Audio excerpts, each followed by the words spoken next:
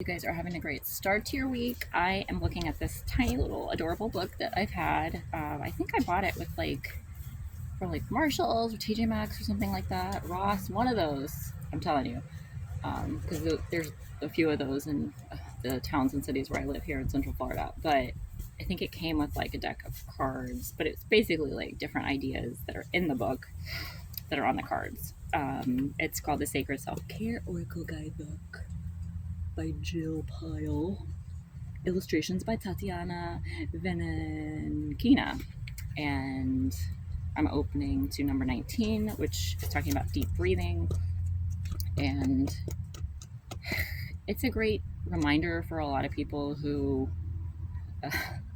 have, there's an ant on me, great, ADHD like me, or neurodiversity, any of those things, or just anyone who is having any, mental, physical, emotional challenges or discomfort, which is pretty much everybody. So everyone's in on this. It's a great reminder when I get hyped up like this and I'm running around and I'm caffeinated and trying to get some things done before I get tired later. But it also was super important, and I didn't have to read it at the time in my life the other year. It was a couple years ago, when I was experiencing such crazy physical and medical phenomena. Like, I haven't shared everything on here, but there have been times, a handful of times, where I literally was in paralysis. Like, I couldn't move any part of me. And it's not explainable medically. Like, I've passed all tests with flying colors, so nobody's knows. I couldn't even call or text somebody if I had wanted to, or 911 or anything like that. And I kind of knew deep within that if it was fine, I'd be fine. I would come out of it. And I think just maybe it's that belief too, that this will pass. Who knows? I don't know if anyone else has experienced that. You can let me know. I've had that happen. I've had some other really strange neurological things happen that manifested in a physical way that I don't even know if I want to share all of them, because they're so shocking and weird, and I've never even shared with my family or friends or anyone, because it's such extreme symptoms. And one of them I have shared, and nobody really had a comment. They just kind of stared at me and my family when I told them, but my memory just went out the door. I think I might have shared that somewhere on here. I'll never forget, I went to Target, and when I got there, as soon as I went in the store, I was like, I have no idea who I am, why I'm here, how I got there. And I was 36, 37 at the time, so a little too young to experience a loss of memories. I knew something had happened to me and something was weird, and I knew I was processing trauma, got out of an abusive relationship and things like that. So I just kind of chalked it up to, it was a post-trauma reaction and processing. But it was a super freaky thing that happened, and it really did kind of scare me and freak me out. But after that, I feel like that prepped me for everything that would come after that. And I was having all sorts of things happen that were even more intense and strenuous physically, mentally than that. So I think that was the last time I was really freaked out or scared, because after that I was just kind of all sorts of things happened, and I just knew I'm going to come out of it and be okay. So all that to say, deep breathing, I wrote at the bottom. You guys can see I underlined some things right at the bottom of this just to remind me this is the moment of truth. What saved me was knowing to go into some deeper breaths and almost force the breath out, but force it in a more letting go kind of way. Not force, you have to do this, Crystal, but I was having problems breathing, and I was involuntarily holding my breath like a little child would do. You hear of toddlers if they're mad, oh yeah, well, I'm gonna hold my breath. I've never seen a little kid do that, or a toddler, but it was a involuntary thing that I have done countless times when I've been by myself.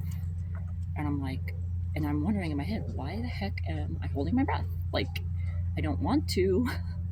And the more I thought about it, the more hard, the harder my body would hold it. And I'm like, this is insane. And there was times when I took my fingers and my to like pry open my mouth and my nose to like hello, breathe. So um, this deep breathing really saved me when I started to realize I have got to focus on the breathing, because literally my body's getting locked up and locked down and there's no explanation for it. And that's when I really found love with meditating and just breathing techniques. I've done them before, but this is when I really fell in love with them because it completely saved me and changed my life. It was a moment of like where I felt like I was going to die to just complete bliss, and it was like an awakening through my body and my spirit, where the breath finally clicked and I felt all sorts of amazing things in a blissful. I know it's crazy, but people talk about it's what I call the actual spiritual awakening of what I had. And I'll never forget, it was 2022, it was mid-May, it was like May 15th, something around there. And I felt like I was healed in that moment, and I got a taste of like, this is the healing that you have to look forward to, even if it doesn't continue right now. And it did not. I had so many other things happen, and I continue to kind of have challenges and work through them.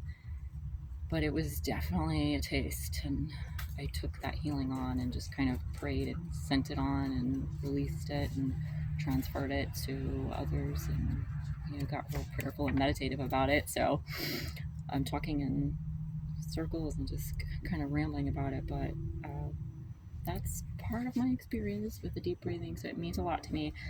And the mantra is, when I stop to take a deep breath, I clear my mind and lead with love.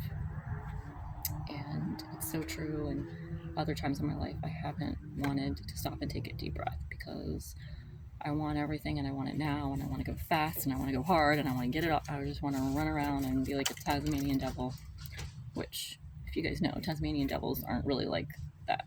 Oh, what I'm saying, portrayed in cartoons. So check them out. Very interesting animal. Little side fact for you. But this says, tap into your breath and watch how quickly your mood and circumstances can shift to a more positive state, one intentional breath at a time. That's the key. One intentional breath at a time. And that's what I had missed many years before trying to do breathing exercises. I wasn't having intentional breaths. I was just breathing. And the key to that is really intentional breaths. And sometimes I would say a prayer, whether out loud or in my head before, and then start breathing that intention of that prayer that I just said, and just start with the meditating and the breath after that. And that has been the key for me to real healing, just sessions with myself, and going from A to Z, just like complete discomfort or mental clutter and just hell, to absolute bliss and healing and love and all these kinds of things. And those are great moments to experience. And of course, they don't stay with you because you're in the moments and the minutes change every day. So you just have to keep flowing through. But those are wonderful moments and times that I have, and I know how to go about them. And you don't force them to happen. They're never the same every time. They're different every time because I'm living life and in the moment. But just so you guys can take that, and I'll do another session and video on this, but I hope you enjoy and think about that, making intentional breaths to bring forth your healing in a new way.